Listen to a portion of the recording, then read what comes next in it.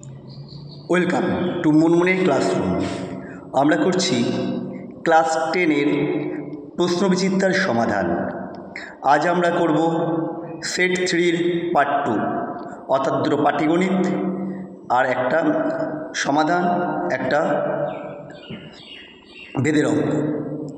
এ, B এবং C যথাক্রমে 6,000 টাকা, 8,000 টাকা ও 9,000 টাকা দিয়ে ব্যবসা আরম্ভ করলো।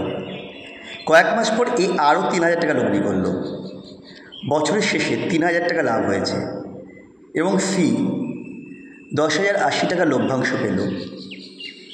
এ 3,000 টাকা কখন লগ্নি করেছিল? আমি ধরলাম এ এক্স মাস পর 3,000 টাকা লগ্নি করেছিল।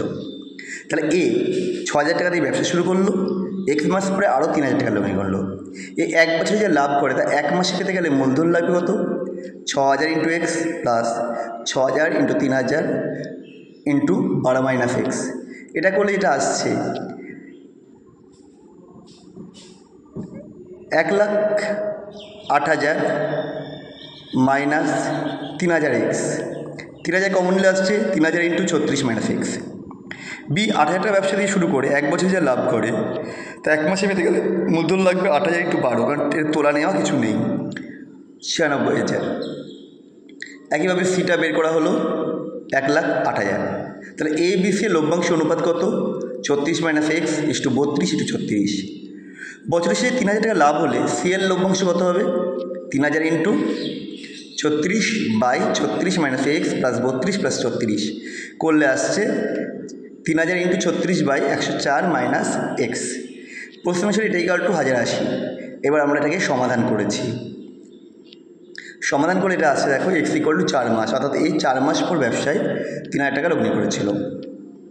প্রিয়ম, সুপ্রিয়া ও বুলু 15,000, 10,000 ও 25,000 টাকা দিয়ে একটা ছোটো মুদির দোকান খুলেছে।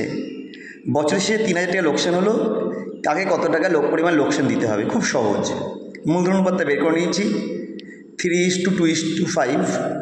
3,000 টাকা লোকসান হলে এই প্রিয়ামের লভ্যাংশ কত বের করে নিলাম, মানে লোকসানের পরিমাণ 900। সুপ্রিয়ার লোকসান হচ্ছে 600, বুলুর লোকসান হচ্ছে 1,500 টাকা। এবার সমাধানটা খুব সোজা। দেখো প্রথমটা থেকে বি বিয়োগ করলাম, পরটা থেকে এ বিয়োগ করলাম। তাহলে এবার দুটোর ওপরই আসছে এ plus B minus A B x, সেটা কমন নিয়ে নিলাম।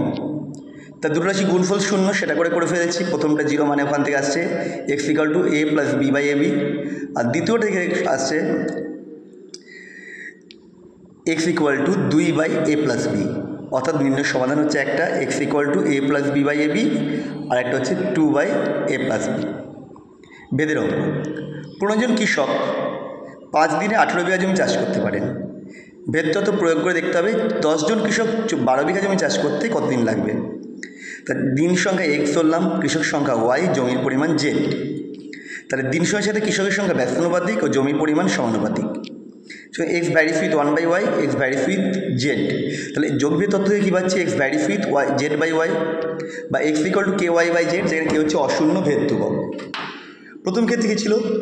ওয়াই 15, জেড 18, এক্স 5 বসিয়ে দিলে পাচ্ছি এক্স কে এর মান 25/6, মানে x equal to 25 z by 6 Y.